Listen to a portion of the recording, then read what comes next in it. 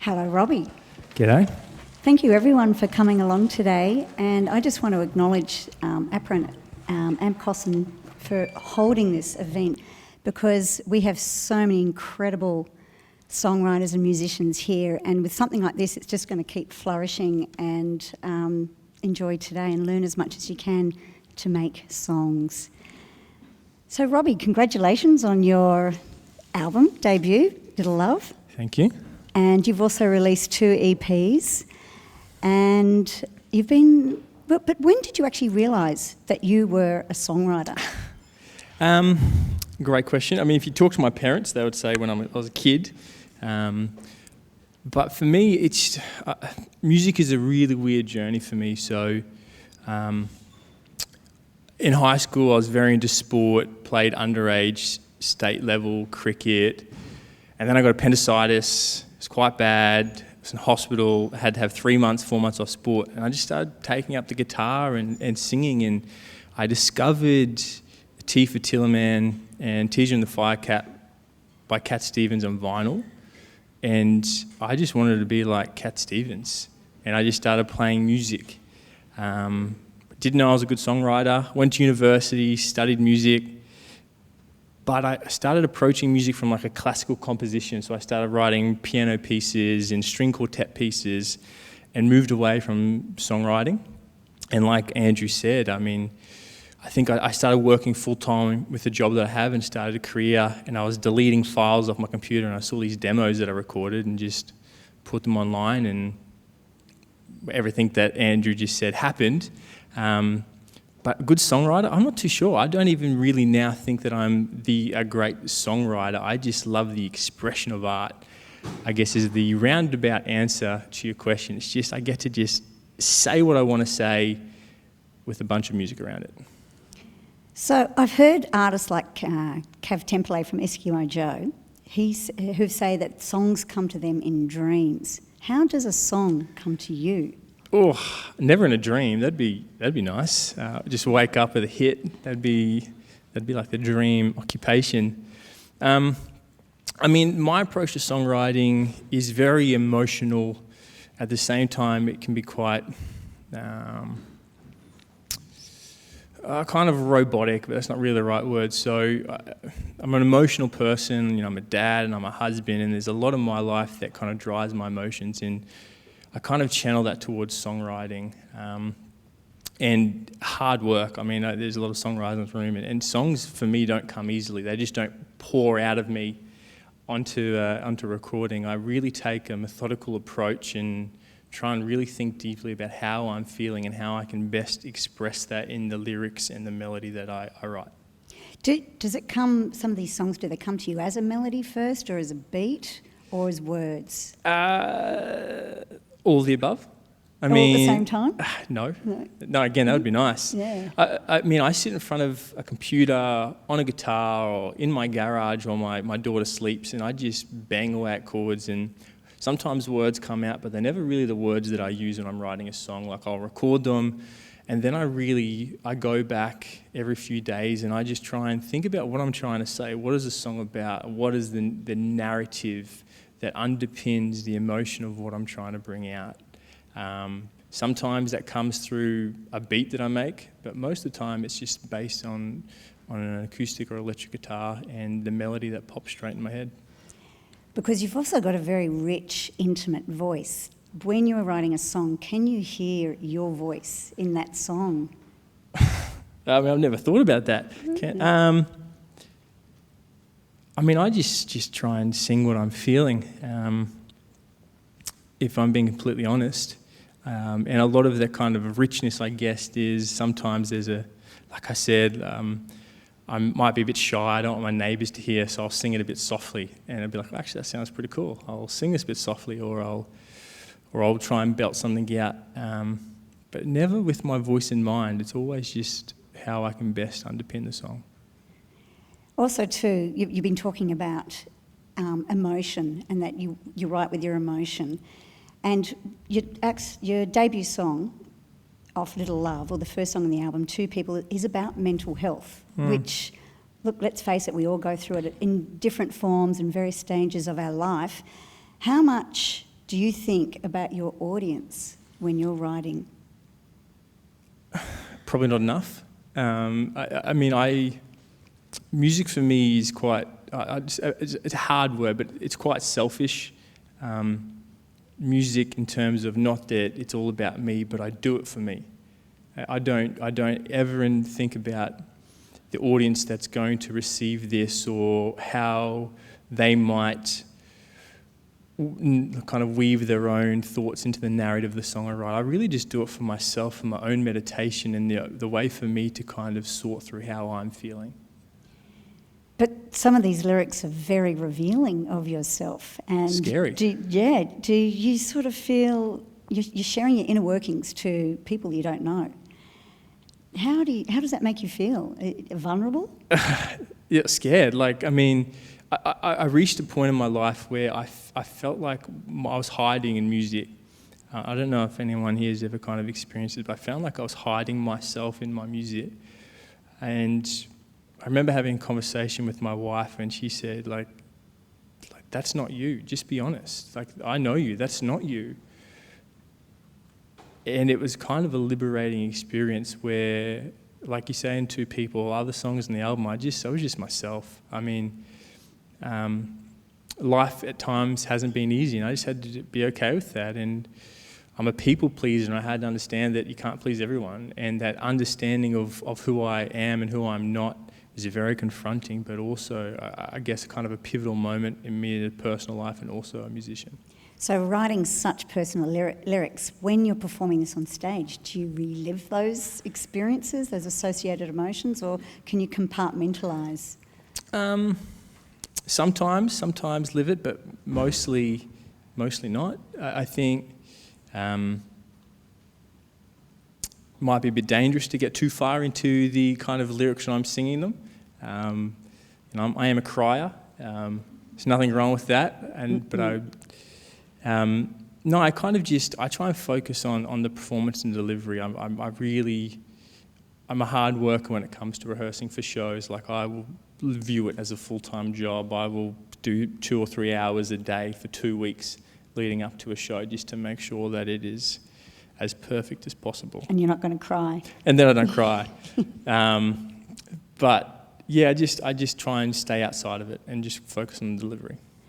So we've been talking about the personal perspective, but there is another way to approach a song, looking objectively, and perhaps looking at a person in history or a time in history, or you write about a friend's experience. Do you use that style of writing? I mean, I have a song, Sunday, which was about my nana. I was really close with my grandparents, and we were having like lunch, and she said that Sundays were her favourite day because that's when they got to spend time as a family, because my granddad was so busy working, and I kind of took words that she said about what that meant to her, and I wrote a song about it. So I've done it once.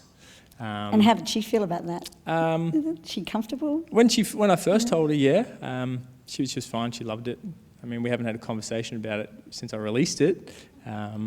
She's getting a bit deaf now, Nan, love ya. But yeah. Oh, good on you. Going to write about the Nan. Let's talk about David Bowie, because he was definitely famous for borrowing stuff and probably doing it better than anyone else. And he also said that it's not plagiarism if it's transformative. How do you try to copy what other people are doing and transform it into your own? Yeah, I mean, wow, okay. Great question. I think the way that music works, and David Bowie kind of hit on his head there, I mean, it's just a progression of everything that's already come before us. And I think if you're a songwriter, if you're not listening to other music for your inspiration on how to arrange or harmony ideas, then I think it's going to be hard work. I think music on top of music is transformational just because it's your interpretation of someone else's work. And if you just set out to be inspired opposed to replicating, I think it is going to be transformative. I mean, I approach songwriting and I'll listen to Discover Weekly on Spotify, and I used to listen to a lot of folk music. Now it's full of baby piano, but I used to listen to a lot of folk music, and I'll just hear this little harmony or this little melody or this little motif, and then I'd put it in my own music because I'd like how it fitted. I wouldn't copy it, but I'd kind of work on the way that someone else did it and leverage that for myself. Transformative. So who would you find at the present moment, someone that you find is very inspirational that you're looking at as an artist or a producer? Okay, great. I mean, I actually went back to Frank Ocean's album, Chanel Orange, because the album has no drums. Like, who releases a pop album with no drums? And it goes huge. I mean, that just blew my mind. I've been listening to a lot of that. Who else have I been listening to? This is a good question. Should have thought about this. On the plane, I listened to Angus and Julia Stone, and also Dope Lemon. He's got new stuff. Yeah, his new stuff. Yeah. But I'm a lover of all music. I listen to, I don't know if I can say it, but ABC Jazz. I don't know if anyone listens to ABC Jazz, but that's what we have dinner to every night. And sometimes that's quite jarring, but other times it's quite relaxing. So it's quite, you've got a bit of a diverse taste, which is just a music lover. Cool. Just a music lover. Yeah. We all? I love Kanye West music. Yeah. Kanye himself, not too sure, but love the music. Nice clarification. Have to. Let's get quite practical here. I just read that since the 50s, songs have become longer, from an average of 2.5 minutes to 4.5 minutes. So I checked out your song duration. I'd love to write a 4.5 minute song. Yeah, but you're sitting at about the 3-minute mark. Is this intentional, or is it important to write to that mark? I think it depends. Like, if you're writing for an audience, or you're writing because you want radio play, I think it comes down to what you're writing for. I mean, if you're going to write a 4.5 minute song, it's going to have to be a banger, because that's a long time to keep someone's attention. But for me, I just have this, I just write songs, verse, chorus, bridge, chorus, bridge, yada, yada, yada. But I never really think of the distance. I just try and, if it's 2 minutes 30 or 3 minutes 30, for me it's just, again, it goes back to how I want to represent or what I want to say, opposed to anything else I want to fit within. Let's talk about the short attention span. Sorry, what was that? The short attention span that the consumers of music have today. I mean, this is probably due to the new listening platforms that are around. So I know myself, and I'm sure pretty much everyone in the audience would, might have experienced when you're going through a Spotify playlist, you just go grab. So that opener it's got to be a capture. How do you approach creating an opener to get the audience before they move on to the next song? Yeah, for me, I did away with 4 bars of chords. I just go straight to singing. I just start singing straight away in the hope that will catch people's attention. And the reason I did that is I have a 17-year-old niece, and if you ever listen to music with her, she skips more songs than I thought humanly possible. Mm-hmm. Like, the chorus is done, next song, or I don't like that verse, next song, and it drove me crazy. So for me, I'm just like, I don't do 4-bar introductions. I just go straight to singing the melody. Don't know whether it's worked for me, if I'm being honest, but that's just what I do. It's a good answer. It's something to experiment with, though, too, with different songs, and the audience will let you know. Absolutely. Catchy melody, catchy half solo, humming a harmony. You just need to work out what fits best for that song and what's going to catch that person or those listeners in that instance, because...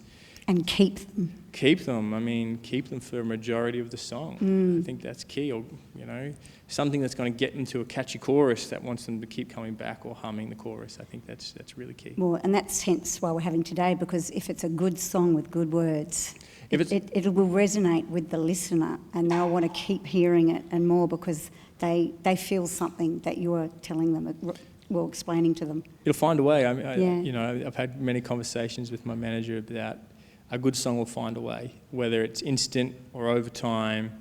Hopefully a good song will kind of transcend any bias or any kind of flavours that are happening. A good song will find its way. So statistically, songs play in major keys. C's probably one of the most popular. The best. How do you pick a key? when you're going to write a song? Well, I don't. I just try and, if I have a chord progression in, say, C, and I don't like the melody, I'll just transpose it to D or E, and I'll kind of find it where it sits well on my vocal range, but then where I think I can deliver the best melody or where I can deliver the most emotion. And I've written many songs in C, and then transposed it up or down to fit what I'm trying to achieve. And then fit in with your voice. Yeah, I think that's a real key. Like, Yeah. don't write a song in E major if you can't hit the high notes.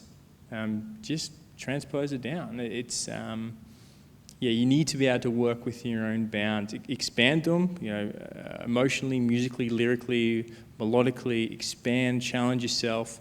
But one thing that is definite is you have a vocal range.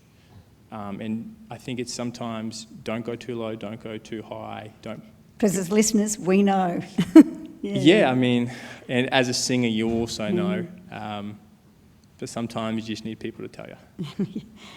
So you're sitting here, you're crafting a song, you've spent how many hours, days, weeks on a song, and particularly if you're a perfectionist, when do you know the song's finished? It's never finished. Never. It's never finished.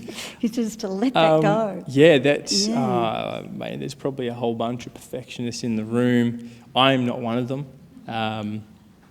not even close. But it took me a long time to be happy with where a song was for me to be able to say it's done. A lot of anxiety, a lot of sleepless nights over many songs. But at the end of the day, listeners aren't even like... I've released songs where you can hear little chair cracks in it, or there's little pops in the singing. But I mean, if you listen to my album, you wouldn't even be able to tell. And I think that's the key, is like what you're hearing is different to how the audience or people on Spotify or radio are going to hear or interpret. And that's a hard thing to master. I think a hard thing to master is actually listening to your own voice and lyrics out there in public. I mean, how do you process that without being too critical, self-critical? Yeah. I mean, being self-critical is very helpful in a means. It took me a decade of singing to kind of love who I was as a singer. But I think it's part of being an artist, I guess, and a part of being this is just my opinion, but being a good artist is loving your art, and loving how you deliver your art. And if you are going to deliver authentic material, authentic songs, authentic lyrics, you have to love what you're delivering. Because if you loathe it or you're anxious about it, it's going to come across in delivery, it's going to come across in how you market it, it's going to come across in all these different facets that would just probably shrink the size of people that are going to connect with it. Let's talk about criticism. I mean, it's all very well to self-criticise, but yeah, how do you manage when people criticise your song and you've just finished this beautiful piece, you think, and out comes the backlash from quarters? I mean, takes lessons, and it takes time. And when you first start out in music, when someone says they don't like it, you can take it to heart. I've taken it to heart, but I was lucky enough that I was, 3 or 4 years into a career when music started happening for me. So I had a bit of perspective that there's bigger things in life than my art and my music and what people think about it. But I was lucky. If you're an 18, 19-year-old kid and someone says your music's crap, man, you're going to cry. But you have to get yourself back up and realise that one person's perspective or 10 people's perspectives don't define who you are as an artist or a human being or your songs. If it makes you happy, the chances are in time it's going to make other people happy too. Yeah, nice answer. Here's a good one. Right. Okay. I read that you wrote 12 to 13 songs in 5 to 6 days. So you must have been in some creative process. Something was going on. But how do you find inspiration the other way when you're blocked? That's a great question. I mean, I was blocked and I just untapped something. I released a song, pitched it to radio, which I'm sure you all know, you pitch it to radio, you pitch it to Spotify, you have all your hopes and dreams on it, and at that point in my life, it was like negative. This song actually isn't going to work. We don't think this is a good song, which hurt. And then I sulked, as you do. There's nothing wrong with sulking, as long as you get over it. And then for some reason, I sat in front of my computer and I just wanted to write one folk song, just one acoustic song, get away from what I was trying. And by the end of the week, I basically had like an album's worth of songs. And I've never been able to replicate that. I don't know what was happening, but for me, I just wanted to just write a song, and I wrote heaps. And I think 3 of them ended up being on the album. But now, when I have a writer's block, I do something as simple as I'll get my wife to say a word and I'll try and write a song on it. Or I'll try and write a song with all minor keys. I don't know if anyone's done that, but that's sad. But you do it because it's about just being creative and just sticking at it, because it's kind of like being a novelist, right? You're going to write probably 10 bad songs before you write one half-decent one, but you're not going to get there unless you try and have those 10 shitty songs. You just do it. That's not a Nike advertisement either. But are you in quite a frenetic state when you were writing those 12 to 13 songs? What's the state of mind? I don't know. I just felt inspired, and And the first song came out in like a couple of hours, and then the next day I just wrote another one, and the next day I just wrote another one, and then on Saturday my wife worked all day and I wrote like 4, and it was, I don't know, it was just a kind of a purple patch, and they were all quite meaningful songs, and there was nothing exciting happening in my life. It just how it worked out. It's interesting because I'm guessing that your approach to songwriting is quite intuitive when you're feeling the songs come out, because I have read books about other songwriters and they can have quite a disciplined approach, particularly if they've been in the game a long time. And I'm wondering, because it becomes a template for them and they're just churning it out and they're going for the statistics. If we can put out, I'll write 20 songs in a month and I might pull 2 songs out. Could you see that as an approach you could work towards down the track? I kind of do that already, whereas I'll come up with a guitar riff or finger picking or some chords I love, and I loop it, and I sing the hell out of it, and maybe do 10 or 15 different alterations of a melody, and I'll pick one I like, and that's my verse. And then I'll do the same with the chorus, and I'll spend half an hour just crunching through melodies. I like this melody, that melody, and I'll put it together. And then I'll put words to it. So I guess I do follow that approach already. And it just doesn't work for anyone. Sometimes that kind of can inhibit your creative flow. But, for me, it just kind of seems to work, because I might only have 2 hours on a Tuesday afternoon to make music and I want to be productive. I could sit there and just play and sing whatever I felt like. But if I want to be productive, I sit in front of a computer and I map it out. Practice. Yeah, crap load of practice. Yeah. So what song are you most proud of that you've written? What song am I most proud of? Heaps of songs. I wrote a song called The Come Down, which is probably the poppiest song I've ever written. If you listen to it, you'll probably think it's not pop. But for me, it kind of was. And it was really emotionally charged, and I'm a big family man, but my wife and I had just had a fight over nothing. I probably forgot to take the trash out of something. But it was kind of about that after an argument, how when everything kind of smooths over and you come and you love each other again. And I thought, like, this is the come down. It's like I said, this is the come down. So I wrote a song about it. And I love it because it was the beginning of me being truthful and honest in my approach to songwriting. More to come. Hope so. Yeah. Let's talk about... Not fights, though. Not fights. That's part of life. Yeah, true. Let's talk about collaborations, because you have collaborated with Matt Corby and Alex Hendrickson on your debut album, Little Love. What worked and what makes the collaboration magic? What worked and what makes it magic? Sometimes they're 2 separate things. I think just being on someone else's level can what make a relationship work or not work. You might meet someone for the first time and you might just We might understand each other. I don't know. I'm Robbie. And we might be able to write a good song. Or we might be best friends, but we can write rubbish. Sometimes there's just an innate understanding of each other's musical abilities. And for me to be able to collaborate appropriately, you just have to understand, like, what's your music taste? What do you love? What do you want to get out of it? And if you kind of set up those expectations, you get to work in this kind of box of understanding. But then there's magic. And, some artists talk about it's just like a stream of idea. Elton John, Bernie Taupin, that was magic. Yes. Something happened. You just pluck it. It just happens. I mean, I'm not going to say...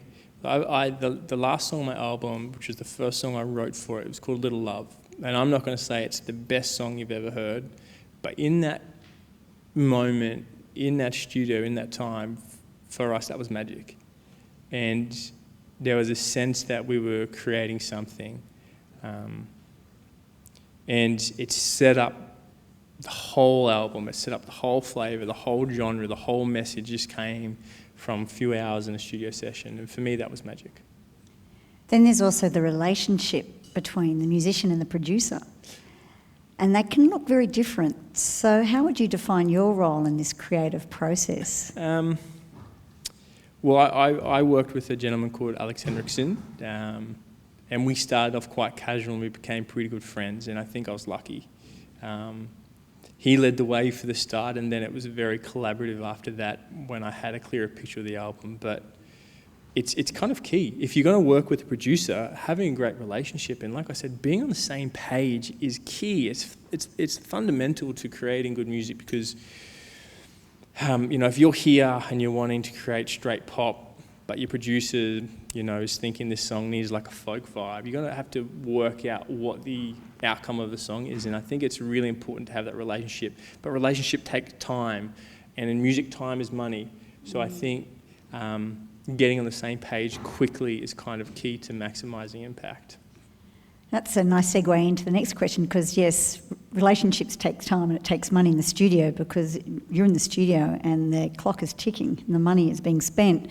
So do you enter the studio with the type of sound you want, or do you sort of let the sound build on itself like an experiment? I mean, I've gone both ways. I mean, now I just do it all myself at home. But I used to love doing a lot of pre-production work by myself. I used to really nut out how the song was going to sound, what every section was going to be like, what I wanted. And then I'd go into a studio, and then after all those sounds were re-recorded, then we'd play around with it. And then we would kind of layer, or, let's get this sweet-ass bass player in so I can go crazy in this section. Then we would add those kind of extra parts. But for me, I'm a little bit anal in terms of my approach. I'm a control freak. Yeah, I said it. It's your sound. Yeah, so, I mean, I really like to control that kind of pre-production work. But you just mentioned you've also done a bit of self-production yourself. What did you learn from that experience without having the likes of Alex around or Matt Corby? I mean, I learned from Alex. Basically, I'd call him my mentor. He probably won't look at it like that because we were just mates making music. But I learnt so much just sitting back and watching him that I took into my own studio. And then, as you get older, you understand what you like and what you don't like. And then I just listening to mix it myself to a level that I like. That's just the kind of approach that I took. So you've written the song, you've recorded the song. Now let's release the song. And let's talk about the state of, as we all know, the industry has changed. This has been talked about for a long time. But what is your approach with releasing on the streaming platforms like Spotify and Deezer and Apple Music? Yeah. Well, I learned a lot of lessons. I, early days, brought in PR companies and gave them X amount of thousands of dollars. You're right. Nice percussion. And then I just kind of learnt that it's just the approach wasn't working for me. I'm not going to say it doesn't work for everyone, because of course it does. But for me, it was just spending thousands of dollars it needed to. So we took the approach of, basically, I released 8 singles off an 11-track album and space them in a way to try and maximise, one, getting on playlisting, discover weeklies, release radars, collaborated with an artist called Greta Stanley to try and leverage off her fan base. I just took it as an approach to try and maximise my reach as best as possible. So I think first year I released 2 singles, and then 2 singles, then 4 singles, then 2 singles and an album. Do you feel that approach is the death of the album? No, actually.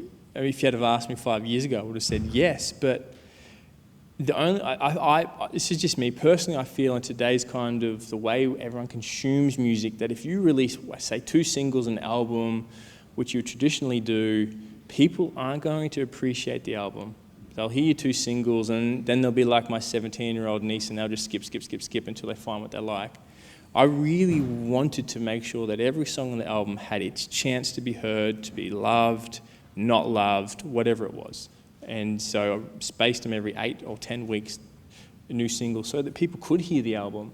And it's funny, right? So the last 2 songs of the album have literally hundreds and hundreds and hundreds of thousands less streams than the songs that were singles.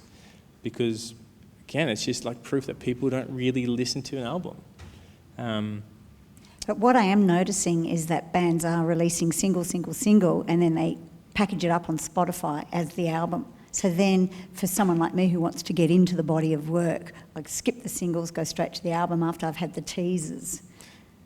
But that'd be nice if, I mean, I can't be in the mind of everyone that consumes music, because I think everyone consumes it in a different way. I'm still an album lover, and I'll listen from the first song to the last song. I hate it when it's mixed up, because I know how much effort goes into the listing of tracks, and I spent probably 6 weeks doing the track listing on my album, so it was like a narrative and a story and a journey. But some people listen to that one big banger that you have, and the next 10 tracks they won't even pay attention to. So for real, it's just whatever your audience is. But for me, trying to build an audience, I just wanted to make sure every song had its chance to be heard. Do you use Bandcamp at all? I sell my EPs, physical EPs on Bandcamp, and I did use Bandcamp a lot 2 or 3 years ago. But I just noticed people just stopped buying them, and it just kind of just started drying up. So, which is a real shame, because I know Bandcamp have started that, artists get 100% of the price once a month every Friday. So they're obviously acknowledging the threat of Spotify. But Bandcamp is where the artists really get to sell, have their money. Yeah, their merch, the vinyl, CDs, downloads. So I really hope that Bandcamp can resurrect and really get their act together again. They probably are. It could just be my music. It could be the way that I present myself on social media that means that it's not happening. Or it could just be that I've pivoted towards a more of a kind of streaming opposed to physical sales. I'm not too sure. It could be one or the other or both. I'm seeing a lot of bands leaving Bandcamp, because that's where I go and research and purchase my music. So I go there, what, you're not there? Straight to Spotify, there you are. So it's also, I think it's happening within the industry itself. Which anyway, we'll see. Things change, nothing's permanent. Like that. Now let's talk a little bit about you. I thought we were, but okay. We were. We're talking about the craft of songwriting, but what do you think your music stands for, and what do you believe in? What does my music stand for, and what do I believe in? For me, my music is just me being brutally honest with myself. It's a very kind of interpersonal, inner scope of who I am. Because like I said earlier, it took me so long to understand myself and what makes me kind of tick. And that's what my music was or is at the moment. I don't know, I can't say whether my next album is going to be that inner reflection, or it might be something outward. It could be the world, it could be other stories. I'm not too sure. But at the moment, it's just very me. And what was the other half of the question, sorry? What do you believe in? What do I believe in?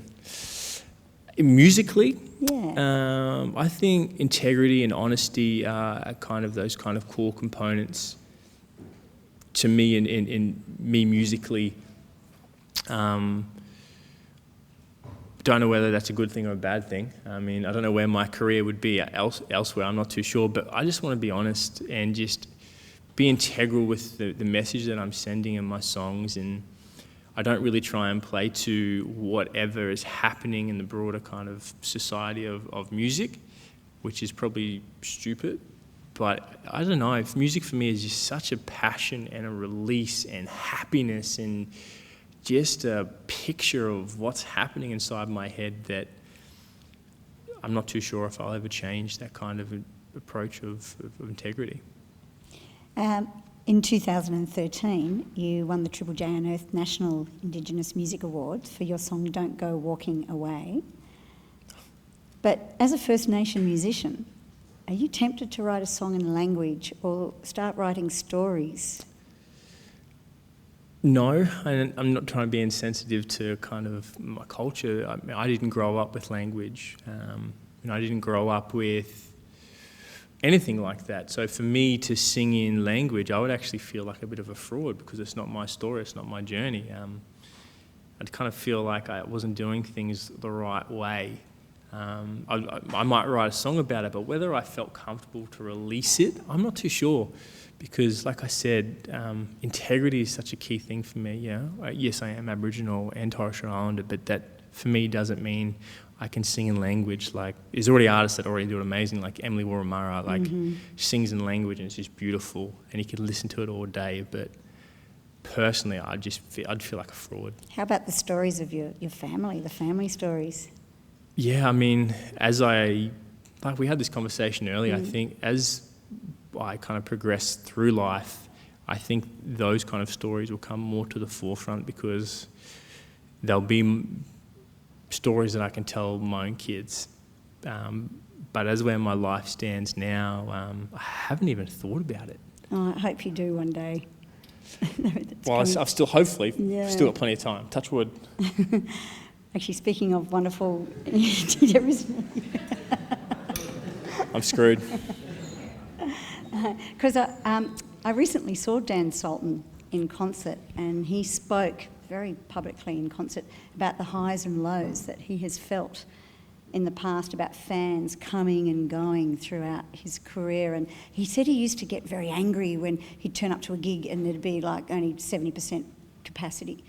And on this particular tour, which was just recently, he'd played the Enmore in Sydney and it wasn't a full capacity. I happened to see him in Melbourne when you could go there, and he played the Thornbury Theatre and it was a sellout. And he just said on stage, I'm okay with that now, because, managing the highs and lows is such a big part of being a figure, a songwriter, or someone who's putting music out there to an audience. How do you manage these highs and lows? Yeah, I mean, I'd love to have a 70% full venue. I'll start with that.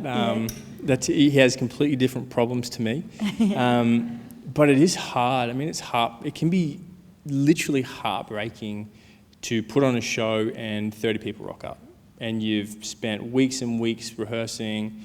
You've spent months and months of your heart and your soul into songs, and to get 30 or 40 or 50 people rock up, for some people, that's heartbreaking, and it just makes it harder and harder. But that's part of artistry. That's part of being an artist. Like, Amy Shark spent 10 years playing open mic nights, playing to 5-6 people shows for a decade, and then she writes the song Adore, and now she's selling out River Stage in Brisbane.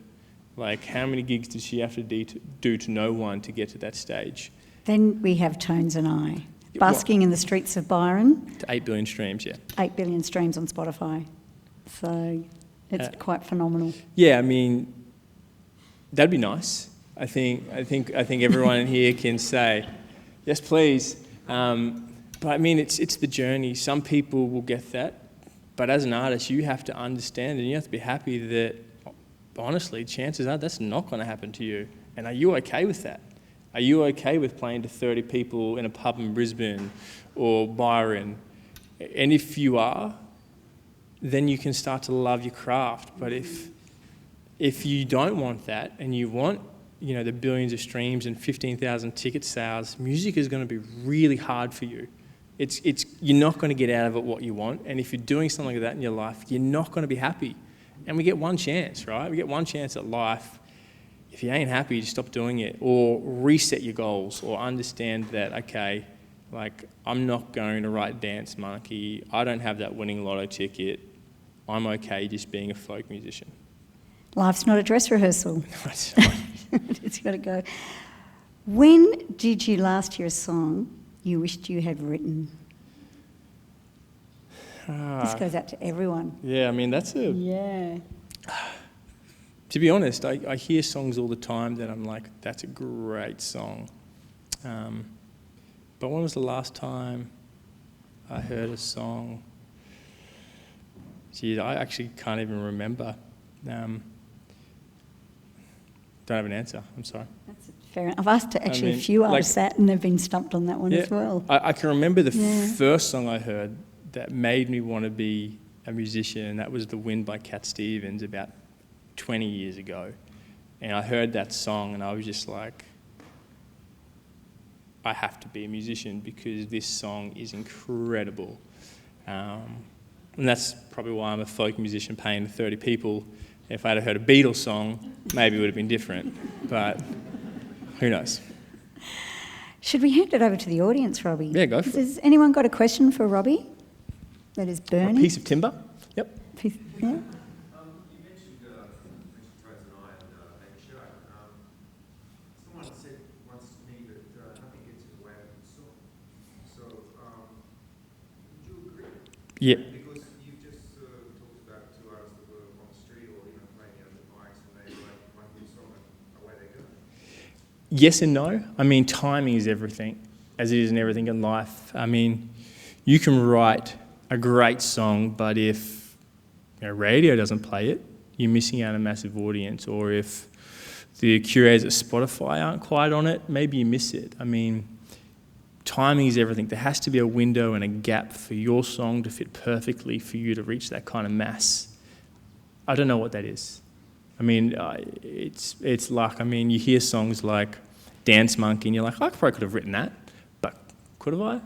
Probably not. I mean, a song will do what it's going to do, whether that is 1 million streams on Spotify or 8 billion streams across all stream platforms. It's just going to do what it's going to do, and it's going to have its own journey, because I think once you release a song, it's its own life, it's its own organism, it's going to do what it does. So that wasn't an answer, but... Anyone else got a question? Don't be shy. Yeah. What was the Cat Stevens song that really grabbed you? Well, The Wind was the first one, but then I really got into the album Teaser and the Firecat, and on vinyl, and I can't tell you how many times I laid in my bed after school and just put that on repeat. That was my adolescence. I mean, kids were going to parties, kids were drinking, and I was just by myself listening to Cat Stevens. Quite sweet. Well, my parents thought so. So there's obviously a feeling when you write a song, and is the feeling, how do you know when it's a good song? Obviously, is that feeling, but do you get that feeling of if you know it's an absolute banger, and has that song that you thought was going to be a banger, did it come to fruition in being an ultimate banger? Yeah, I mean, I wrote a song to Come Down, and we shared it amongst everyone that we knew, and everyone's like, this song is so good, this song is going to do things, and then radio was like, it's not going to work.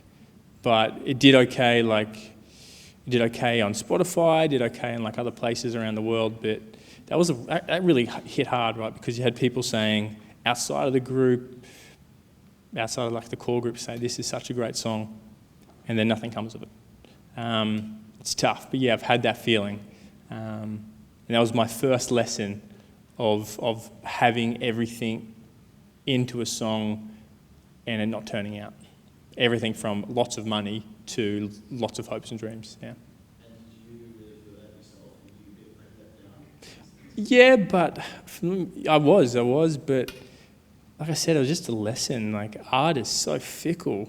Like, I really thought I'd written a song that was going to do well, and it didn't, and it bummed me out. And I had to be happy with that, and I ended up learning to be happy with what the outcomes of what it was.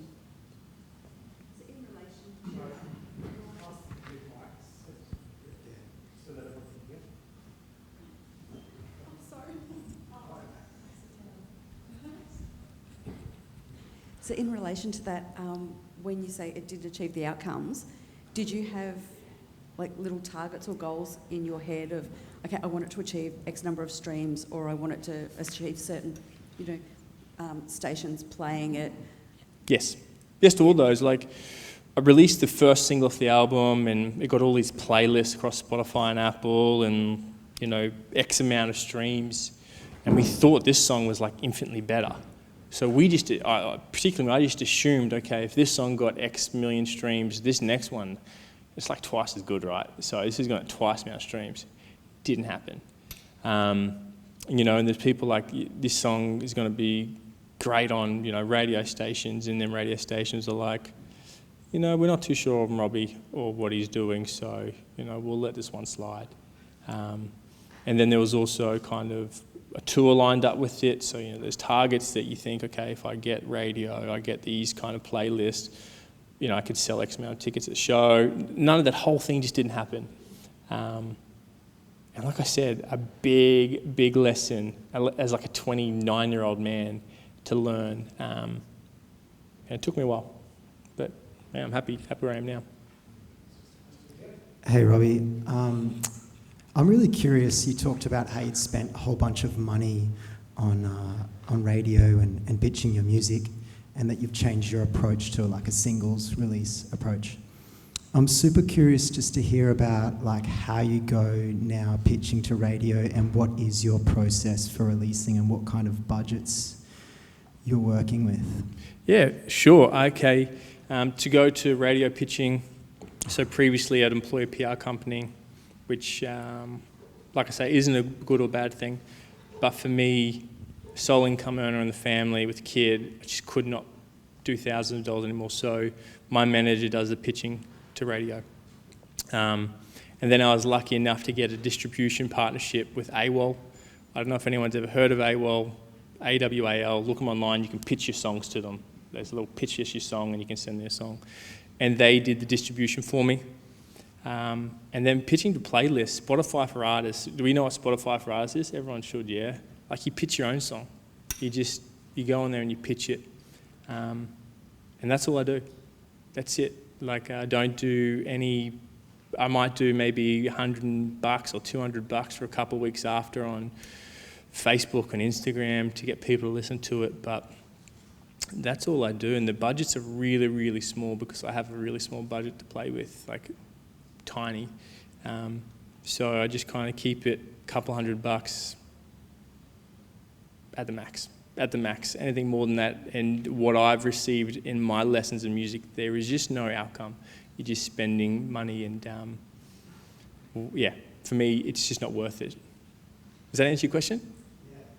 Like, do you have an idea of what the manager does exactly? Like, he probably has contacts. Yeah, like, as far as I can kind of gather, it's literally you just email the radio station with the song and you pitch it. Here's the song with maybe a SoundCloud link or a Google Drive link, and a bit of about what's happening. So, artist is doing X amount, he's got these shows coming up, this is the second single of an EP coming out this date, just kind of selling the narrative of the artist and what they've got going on as part of the pitch.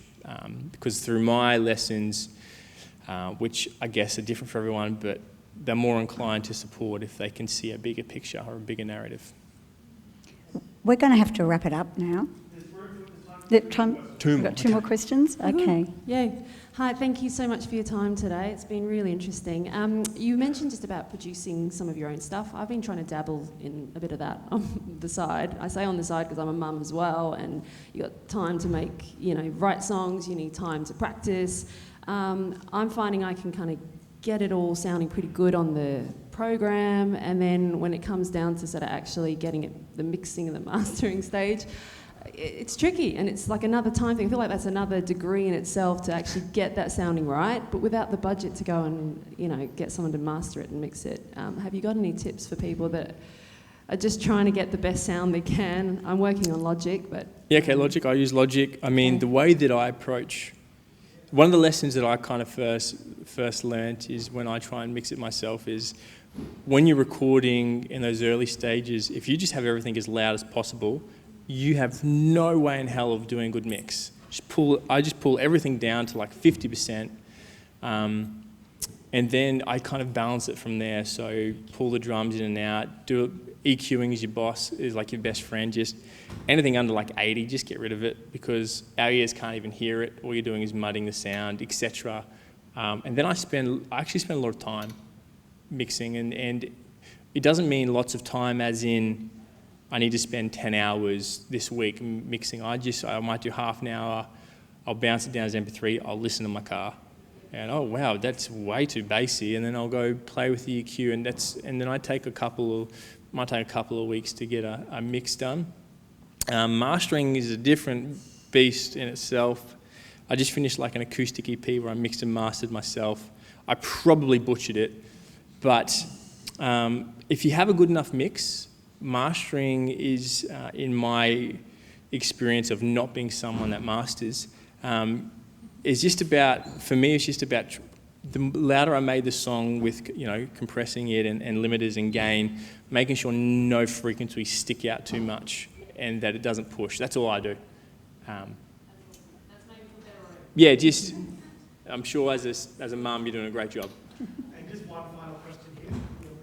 Oh, hi. Thank you for mentioning Cat Stevens. He was my inspiration as well, but probably 20 years before you. He got me into music as well. I just wanted to ask you about the relationship between music and video clips. Like we were mentioning Tones and I thought when I heard the song initially on the radio, I thought, oh yeah, that's a good song. But I actually, when I seen it visually, it drew me in more, because the visual side of it, with the actual video clip itself, I found really engaging and more entertaining, which made me like the song more. So what kind of emphasis do you put on the visual of your music? Yeah, I mean, being brutally honest, not much. And I'm not trying to be funny, it's just, I spent a lot of money on a film clip for a song, and, if you look at how, as an artist my level, it's just not worth it, because like we spoke before with budgets, it can be really hard. Even if you have the most creative, the most brilliant idea, sometimes a song just isn't going to hit the mark. It isn't going to hit the mark. And some artists are lucky, right? They write a song like Dance Monkey, and then a month later or 6 weeks later they get to make a film clip and release it because the song is doing well. I'm not saying that's the case, but for me, I just can't. I just can't financially afford it. If I'm being brutally honest with a whole bunch of people I don't know, I just can't. I'd love to. I mean, iPhones are pretty good these days. But I have dabbled with kind of like a live recording. And in my experience, they often, for me anyway, have done a lot better than investing thousands of dollars into a film clip. But I don't know if that answers your question. Yeah? Sorry, it was a bad answer. All right, we just want to thank everybody for coming along, and thank Robbie Miller for sharing your insights.